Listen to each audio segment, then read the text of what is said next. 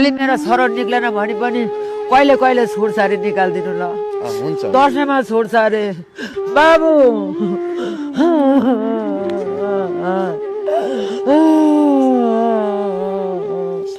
बाबु यो आमाको पुकार कसले सुन्छ के बिचरा न्याय नपाए गोर्खा जानु भन्थे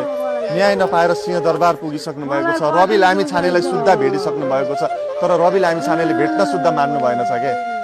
जनताको नेता भनेर हामी अघि पछि लागेको होइन रवि लामिछानेको यो आमाको पुकार रवि लामिछानेले सुद्धा सुन्ने 3 पटक गइसक्नु भएको रहेछ के आमा रवि लामिछानेलाई भेट्न हेर्नु त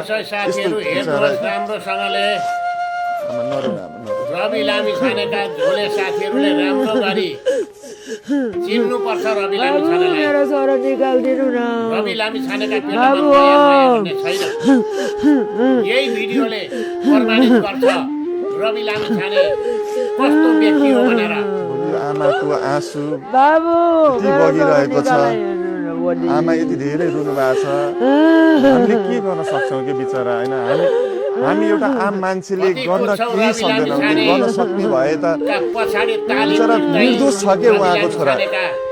छोराले केही पनि गरेको छैन उहाँको छोरा निर्दोष छ कागजले सबै कुराहरू देखाउँछ छर्लङ्गै देखाइरहेको छ सबै कुराहरू तर